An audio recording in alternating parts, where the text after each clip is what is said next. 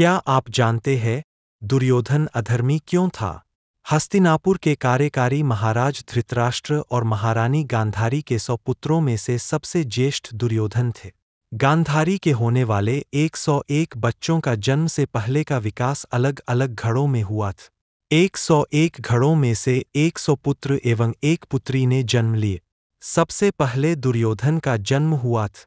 जब दुर्योधन का जन्म हुआ तो वह रोने के बजाय गधे की तरह रेंकने लगा और जन्म लेते ही बोलने भी लगा था।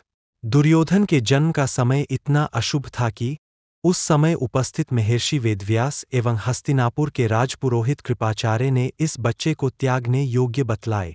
साथ में यह भी कहा कि यह बालक आगे चलकर हस्तिनापुर के विनाश का कारण बनेगा। परंतु पुत्र मोह में धृतराष्ट्र और गांधारी ने ऐसा करने से मना कर दिए।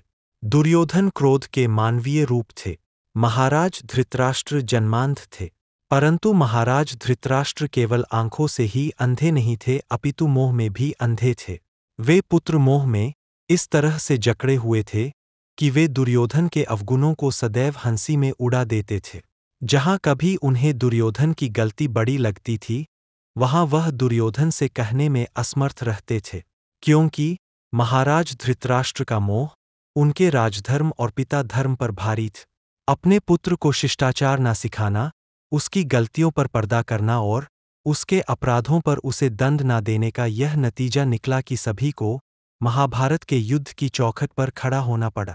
हम सदियों से सुनते आए हैं कि दुर्योधन अधर्मी छ, और वह हो भी क्यों ना। जहां क्रोध है वहां धर्म किस प्रकार हो सकता है? क्रोध का जन्म अहंकार से होता है, और जहां अहंकार है वहां धर्म डगमगा जाता है। दुर्योधन के मामा शकुनी के लिए उनका भांजा दुर्योधन अति प्रिय था। यह मामा भांजे की जोड़ी क्रोध और कुटिलता की जोड़ी थी। इस जोड़ी ने साथ मिलकर कितने ही अपराध किए। दुर्योधन के अपराध कर्म तो बाल्यकाल से ही शुरू हो गए थे, जब उसने अपने चचेरे भाई भीम को विष देकर मारने का प्रयास किया था। हालांकि भीम बच गए थे।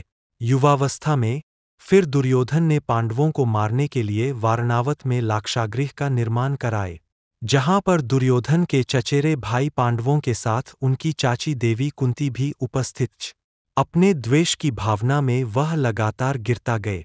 द्रौपदी चीरहरण उसके पतन का एक और ज्वलंत उदाहरण है, और अंततः उसका पूर्ण पतन तो तब हुआ जब श्री हरि नारायण स्वयं युद्ध टालने के लिए मैत्री संदेश लेकर हस्तिनापुर आए। दुर्योधन ने उन्हें बंदी बनाने का प्रयास किया था। दुर्योधन को अनेक अवसर मिले, परंतु हर बार उसने सिद्ध किया कि क्रोध केवल विनाश जानता है। अहंकार, द्वेष, घृणा, ईर्ष्या की जड़ें इतनी गहरी थी दुर्योधन में कि धर्म तक वो कभी पहुंच ही नहीं पाए।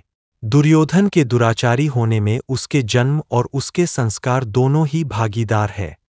माता पिता का मोह और मामा की कुटिलता का बड़ा योगदान रहा उसके दुराचारी होने में, और दुर्योधन के यही अवगुण कौरवों के अंत का कारण बना। कहानी पसंद आए तो वीडियो को लाइक करें और ऐसी ही सुंदर कहानियों के लिए चैनल को सब्सक्राइब जरूर करें।